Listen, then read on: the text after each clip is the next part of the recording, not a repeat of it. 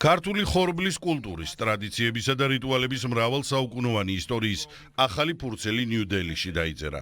იუნესკოს კომიტეტმა ყველა ქვეყნის მხარდაჭერით ქართული ხორბალი კაცობრიობის არამატერიალური კულტურული მემკვიდრეობის წარმომადგენლობით სიაში შეიტანა. მეხუთე ნომინაცია, რომელიც საქართველოს მიიღო, განსაკუთრებით მნიშვნელოვანია ჩემი აზრით, აი ცოცხალი მემკვიდრეობის მატარებელი ჯგუფებისათვის და თემებისათვის. ეს აღიარება სამომავლოდ უპირველესად კიდევ ერთხელ გააზრდის ცნობადობას ქართული ხორბლის ენდემური სახეობებისა და ადგილობრივი ჯიშების შესახებ.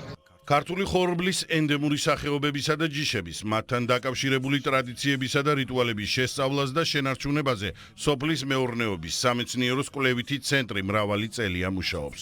იუნესკომ კი დაადასტურა, რომ ხორბლის მოყვანის ციკლი თესვიდან პურის გამოცხობამდე მნიშვნელოვანი ტრადიციაა და დაცვას იმსახურებს. მადლობა მინდა გადაუხადო შესაბამის უწყებებს კულტურის სამინისტროს განსაკუთრებული მადლობა გარემოს დაცვისა და სოფლის მეურნეობის სამინისტროს რამდენიმე უწყება იყო ჩართული არ მინდა რომელიმე გამორჩეს მადლობა ყველას ვინც უზრუნველყო საბოლოო ჯამში გადაწყვეტილების მიღება რა თქმა უნდა ჩვენი ქვეყნისთვის ძალიან მნიშვნელოვანია რომ ასეთი ხაზგასმა ხდება იმ მემკვიდრეობის რომელიც ჩვენ გვაქვს საქართველოს არქეოლოგიურ ძეგლებზე ჩატარებულმა კვლევებმა გამოავლინა ხორბლის ნაშთები რომლებიც ძველი წელთაღრიცხვის მე-6 ათასეული თარიღდება, რითაც დასტურდება, რომ 8000 წელია ღვინის დაყენების ტრადიციის პარალელურად ჩვენს ქვეყანაში ქართული ხორბლის თესვა მოყვანა უწყვეტად გრძელდება, რაც ჩვენს ქვეყანას პურის და ღვინის უძველეს კერად წარმოაჩენს.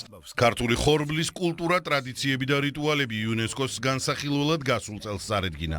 პროცესს პარლამენტის აგრარულ საკითხთა კომიტეტთან არსებული სამუშაო ჯგუფი ხელმძღვანელობდა. პროცესში ჩართული იყო კულტურის სამინისტროც. ეს არის ჩვენი საქმე, რომ სოფლიოს გავაგონოთ, რომ უდიდესი კულტურის ქვეყანა გვაქვს. ყველას ერთად დგომით მივიტანეთ საქმე იქამდე, რომ იუნესკომ აღიარა და ეს არის მართლა უძველესი კულტურის დიდი აღიარება. კომიტეტის 24-ვე წევრმა უამრავმა ქვეყანამ, საფრანგეთი, გერმანია, ესპანეთი, აფრიკის ქვეყნები და სხვებმა მხარი დაუჭირა საქართველოს უნიკალურობის და ისტორიულობის აღიარებას ამ მიმართულებით. მადლობა მინდა ვუთხრა, რა თქმა უნდა, ჩვენს ჯგუფს. საქართველოს დელეგაცია იუნესკოს დირექტორის ხელმოწერილ სერტიფიკატს მიიღებს. ნიშნად იმისა, რომ ქართული ხორბალი არამატერიალური კულტურული მემკვიდრეობის ნაწილია.